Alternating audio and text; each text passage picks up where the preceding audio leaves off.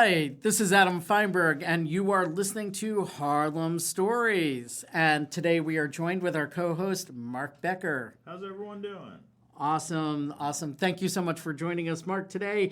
And we are, today we're going to talk about, some fun things to do if you're, got a day or an afternoon, to kill and, want to go up into northern Manhattan. We're going to come up with some, interesting tips of, possible things you could do to keep you busy, have a good time, enjoy. So we're going to start off with, along the Hudson River. We're imagining this tour on the west side, closer along to the Hudson River area. We'll start off with going from south to north, and we'll start off with the north end of Morningside Heights. In that, we've got our first stop for this theoretical tour afternoon day of fun uptown, Sakura Park and Grant's Tomb. Sakura Park, and I think it's most worth noting this as a side note.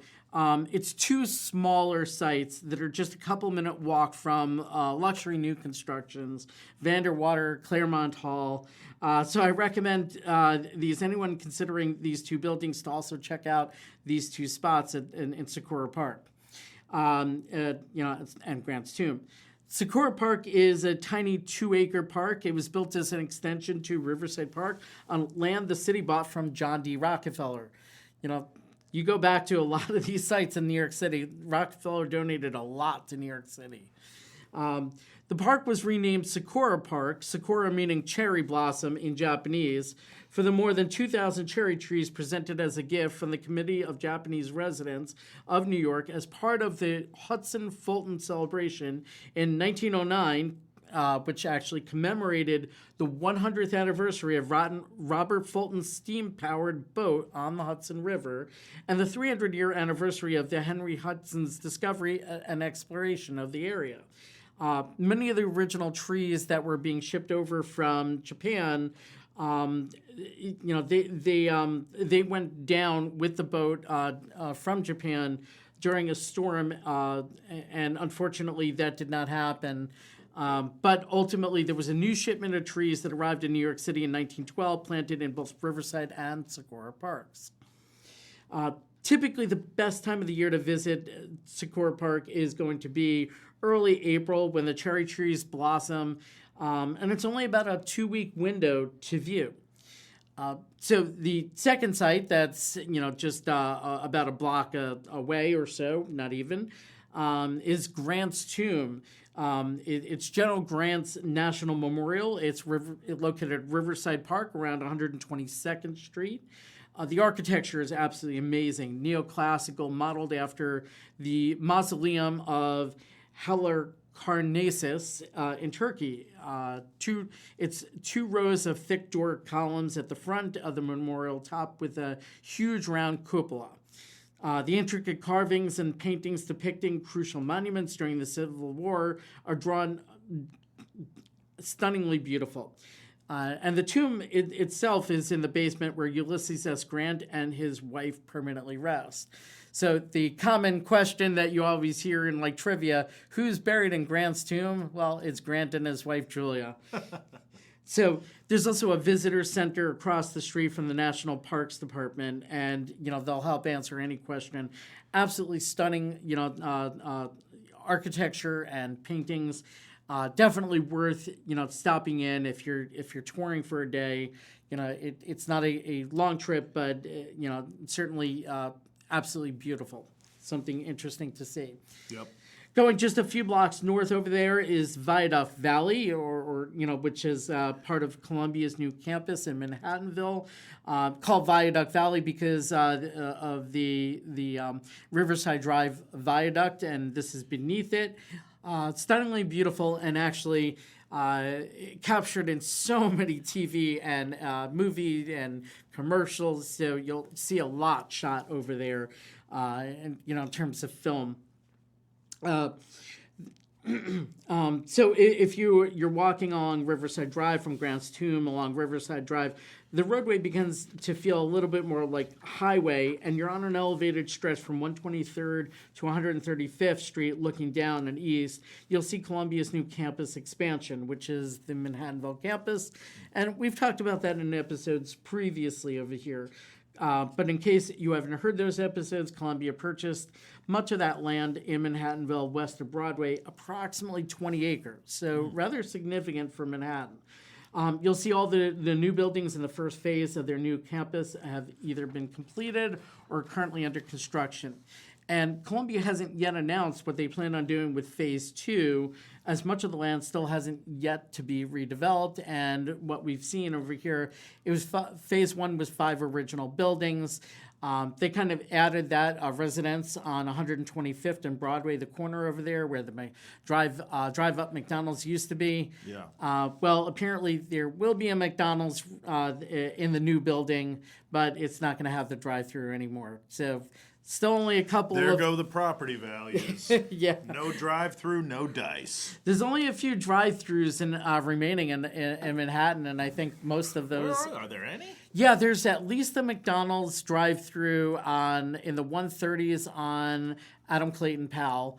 Oh, yeah, I know that one. Yeah, it's near the Rennie, but I think it's like a block or two south, if I remember correctly. Yeah, I actually know exactly where it is because our nanny lives up there. It's 140th and I want to say 140th and Lenox. It would definitely be Adam Clayton, but maybe you're right on the 140th part. Yeah, you're probably right. Yeah. Well, that's just a block over Adam Clayton. Yeah, right? Yeah, there you go. So, there's at least that one. I'm not quite sure. I think there was at least one other. I just can't remember off the top of my head. But drive-up fast food places in Manhattan are almost entirely gone. Few and far between. Yeah, exactly. So Columbia going back to Columbia, even though they're putting the McDonald's back in place. That is all that we know about that. Phase 2, there's still a lot of undeveloped land over there. They haven't announced publicly what they plan on doing with that. And we'll probably talk a little bit more about some of Columbia's plans in future episodes as well as a past episode. But, moving on a little bit over here, looking further east from that elevated stretch, West Harlem Piers is the West Harlem Piers Park. It's located on the Hudson River. It's space to relax along the Hudson, fishing. There's a canoe launch. And at one point there was, and I haven't heard about anything about this recently, space for a commuter ferry launch. It's at the northern end of the park exists a space that was once used as a train station. And that possibility exists today, as Metro North has mentioned this a few times. They had all the connections in place for the changes for Grand Central and Penn Station, and assuming that they can, make it a go, is that possibly could be a Metro North station once again. So, and there were a bunch of restaurants in that building that were struggling. It was kind of pretty isolated, but now with Columbia campus starting to really ramp up, maybe there's a chance for restaurants reopening there again. Underneath this elevated stretch of Riverside, if you walk along Riverside and walk down the downward stretch over here, it'd leave you near the 125th Street Cotton Club and Dinosaur Barbecue, as well as the Viaduct. And odds are, and I mentioned this before, odds are some of your favorite TV and movies have been shot under the Viaduct. It's definitely a unique vibe, and it's definitely worth taking a look at, because I guarantee you one of your favorite shows was probably filmed there at some point. Yeah. More recently, that space under the Viaduct has been allocated for the Harlem Night Market, where local vendors come up and set up a table or food truck. So, a lot going on there. Anyway, so that gives you a good sense of that as a second site, going up. Let's move a little further north and talk about Riverbank State Park. And I'm actually going to have a whole episode on Riverbank, so, we'll just briefly mention now as an, point of interest over here. We'll just wet the palate. Yeah, exactly. Wet the palate. Riverbank is just one of 3 state parks in Manhattan. Entrances are at 137th Street and Riverside, as well as 145th Street in Riverside. And the park facility is located along the bank of the Hudson River. In total, it's about 28 acres. Again, that's a pretty large stretch for Manhattan. It's the only structure of its kind in the Western Hemisphere. So the park is actually built on top of a water treatment plant, and it's elevated about 69 feet above the Hudson River. And the park opened in 1993. So, and for people who haven't been there, it's not super, unless you live in the neighborhood. It's not super easy to get to, but there's so much stuff to do there. You could really make a day of it. Yeah, I've actually had plenty of clients. They said, living on like the Upper West Side or Chelsea, trying to grow up and raise kids on a budget. It seems like a lot of the parents actually are pretty well familiar with when I take them up here, Riverbank State Park, because, a lot of their kids wind up having like, soccer matches or, football events or, Sure. there are all sorts of sporting Tennis. things. So, yeah, I mean, the park has got an Olympic-sized swimming pool. It's covered skating rink, roller and ice, depending on which time of year. 800-seat cultural theater, 2,500 seat athletic complex there's a fitness room, 400-meter running track, 150-seat restaurant, community gardens, and it's just, it keeps going on and on. Horticultural learning lab, there's dedicated space for a football and soccer field, baseball, tennis, basketball, handball, and there's so much more. There's also a seasonal kiddie carousel. On the days that I personally want to decompress, and I live near Riverbank, you can sometimes find me on that path within the park along the waterfront, just gazing out there into the Hudson. And recently, the Hudson River Greenway connecting bicycle and walking trails on the Hudson is beside the highway, and it's to the side beneath the elevated structure of the park. So it makes things easy to connect to, whether you're walking or biking, taking those trails. Great opportunity to have a lot of fun. Lots of sporting events, lots of things to see and do.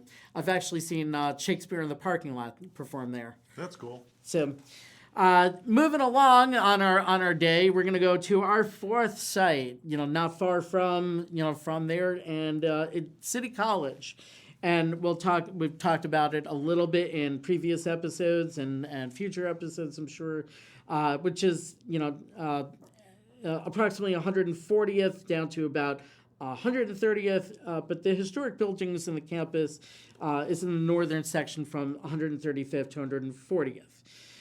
So if you're walking along Riverbank State Park and you exit out the 145th Street exit of Riverbank State, and you're walking, take 145th Street, a few avenues to Convent Avenue, and toward the amazing historic district along Convent, down to 140th Street, and you'll have the gates of City College directly in front of you. So it'll give you beautiful area, very interesting area.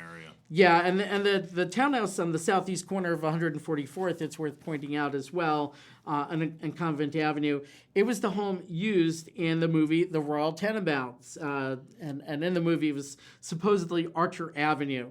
And, from what I understand, some of the behind-the-scenes editorial that they were discussing the movie is actually they didn't have a script for the movie until they actually found the house, and they centered the script around the house. So fascinating story. In fact, the owners of that townhouse, interestingly enough, it was bought at a foreclosure auction. It was at that point, and this is far enough back, I'm not worried about it, but back in those days, it was originally being used as a crack den. Oof. The owners, I want to say, I don't remember what they paid for it, but I want to say it was closer into the $250,000 range at that point, or somewhere in that neighborhood. But amazingly enough, when the film crew contacted them, they had just purchased it. They hadn't moved in yet. So when the film crew contacted the new owners, they agreed to do this, and the revenue that they took in from offering the house for filming almost paid pretty much entirely for the house. So, they got lucky. Today, last I heard, it was being used as an art gallery. The owners are artists, so they were using it that way. But walking around, just going a few blocks more south, walking around the College's city campus, the stone was all hyper-local, and it was taken from the excavation of the New York City subway system. Recently released episode you can enjoy, just walking around the campus, and there's more than 1,000 gargoyles and grotesques sculpted into the facade of the buildings. Gargoyles.